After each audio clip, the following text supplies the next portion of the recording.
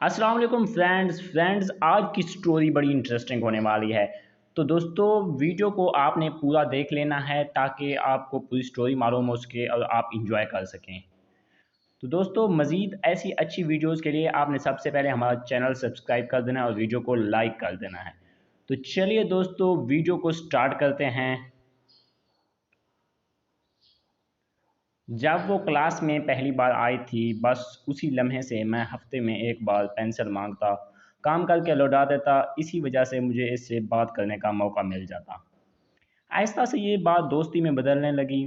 हम क्लास के 8 तालिब इल्म हुआ करते थे। हमारी दोस्ती बहुत गहरी हो चुकी थी। एक मिनट भी हमें फ़रागत का मिलता तो हम उस्तानी या उस्ताद से नज़रें बचा कर बात करने लगते। ईद हो या कोई बड़ी रात हम एक दूसरे से पूछ कर या एक दूसरे की पसंद के रंगों के मुताबिक अपने कपड़े बनवाते। पता नहीं 2 साल कब गुजर गए, हमने मैट्रिक पास कर ली। अब हम सिर्फ दोस्त नहीं रहे बल्कि एक दूसरे से मोहब्बत करते थे।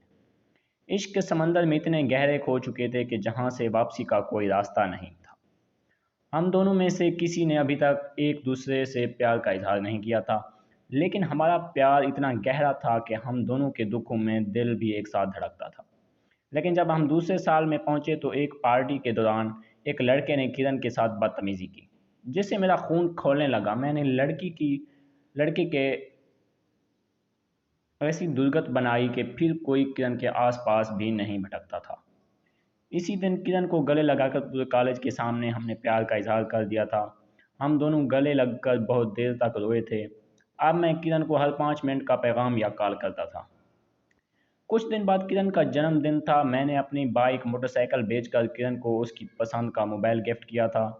किरण बहुत खुश थी। वो मुझसे बार बार लिपट कर खुशी से रो रही थी। जब मैं उसे घर छोड़ने के लिए गया तो उसने मुझसे एक अजीब बात कही कि नुमान, तुमसे ज़्यादा इस दुनिया में किसी ने भी किसी से इतना मोहब्बत नहीं की होगी। लेकिन इश्क का एक दस्तूर है कि अगर बीच में दूरी आ जाए तो इश्क मजलूम हो जाता है। मैं कुछ समझा नहीं। मैंने अफसुर्दगी से जवाब दिया, क्योंकि मैंने किरण को इतना संजीदा आज से पहले कभी नहीं देखा था। बात बहुत आसान है, तो मुझे एक दिन के लिए ना कॉल करना, ना एसएमएस, ना ही मिलने आना। एक दिन की दूरी चाहती हूँ मैं, किरण ने मेरे दोनों हाथ पकड़ते हुए कहा। मैंने उसके हाथों को बोसा दिया और पूछा क्यों। उसने कहा मेरी खातिर। साफ बातों का मुझे इल्म नहीं था, बस किरण ने मुझे कहा कि क्या तुम मेरे लिए मुझसे एक दिन की दूरी बर्दाश्त करोगे। इसने मेरे हाथों को बोसा देकर कहा। किरण को मालूम था कि मैं उसकी खातिर कुछ भी कर सकता हूँ, तो मैंने भी हामी भर ली। अगला दिन मेरे लिए मेरी ज़िंदगी का सबसे दुश्वार दिन गुजरा। मैं खुद को लान तान कर रहा था कि मैंने ऐसी अजीब ख्वाहिश की हामी क्यों भरी। मैं मछलियों की तरह किरण की आवाज़ सुनने के लिए या उसके पास जाने के लिए तड़प रहा था और सोच रहा था कि किरण किस साल में होगी, क्या कर रही होगी, कोई उसके आसपास होगा तो नहीं, उसने खाना खाया होगा या नहीं। खैर खुदा खुदा करके रात के 12 बजते ही मैंने उसे फ़ोन मिलाया कि उसे बता सकूं कि हाँ मैंने कर दिखाया। लेकिन वो मेरा फ़ोन नहीं उठा रही थी। मेरा दिल बहुत घबरा रहा था। मुझे इतनी ठंड में भी बहुत पसीना आ रहा था।